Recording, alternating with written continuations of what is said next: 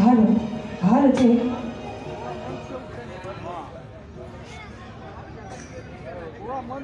सबसे पहले माँ भगवती के चरण कमल में वंदन अर्पित करें। बाबा विद्यापति के कोटि सह नमन वंदन अर्पित करें। एतो उपस्थित तमाम श्रोतागण के हम जुली झगोर लागे छी, नमस्कार करे छी, हार्दिक स्वागत हार्दिक अभिनंदन करे छी सब गोटे के। और हमरा लेल बहुत सौभाग्य बात जे ही मंच पर हमरा तेसर बेर आबऽ के मौका भेटल, ताहि के लेल झारखंड मिथिला मंच के जते भी सदस्यगण छथि बहुत बहुत आभार प्रकट करे छी सब गोटे के। एक बेर चाहब दुनू हाथ ऊपर उठाकर कने मिथिला धाम के लेल ताली बजा दियो सब गोटे। मिथिला धाम की अहाँ चुप रहो, मनिका सबसे बड़ा प्रेम से बात मिथिला धाम की। भैया इस आवाज को थोड़ा और खोलिए। हेलो हेलो, आओ सुना दी एक सुंदर से मिथिला वर्णन।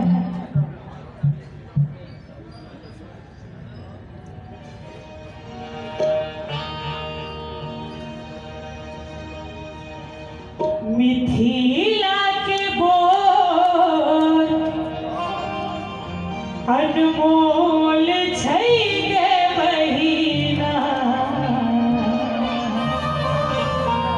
मिथिला के बोल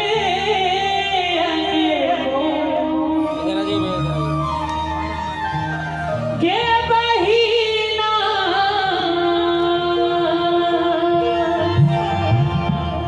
मिथिला के बोल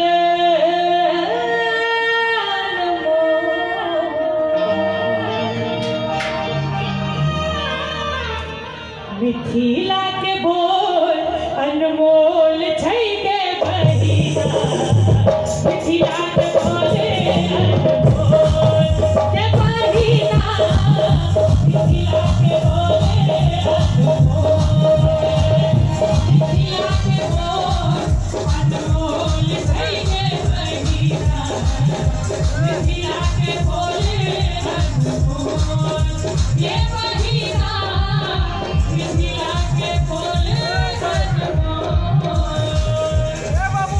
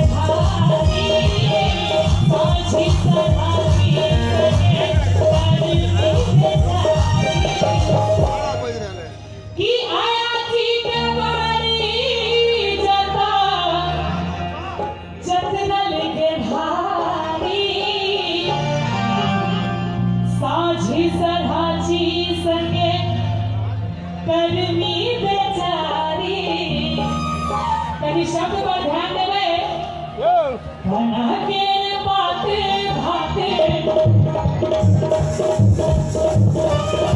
के बाते भाते बथुआ के भोरे सके साहु पतरा पीर भोर गए खिला के बोले ए बहिना खिला के बोले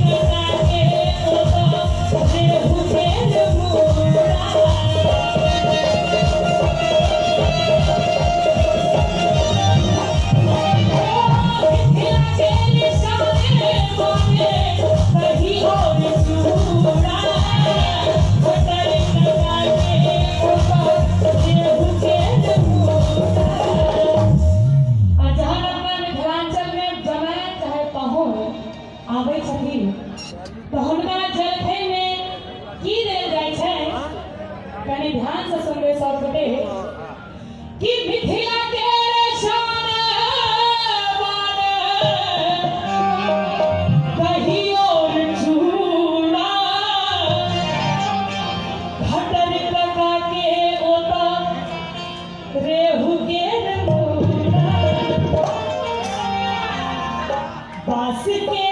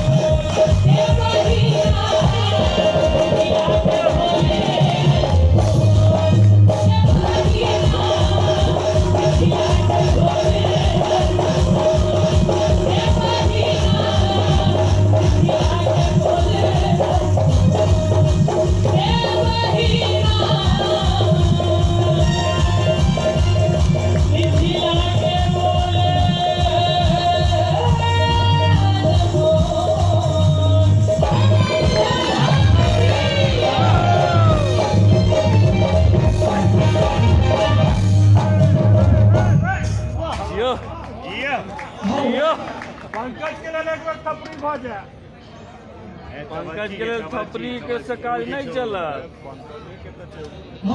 पंकज से ओते वजन से लोग ये सब सुनारी झमकौआ हाँ वह हेतै हाँ हाँ हाँ टेंशन क्या है कहाँ ले रहल छी कोने मासे पासे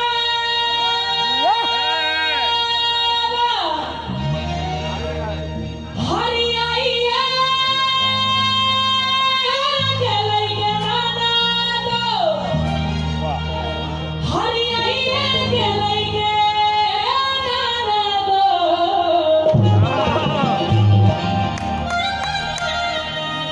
कोने मासे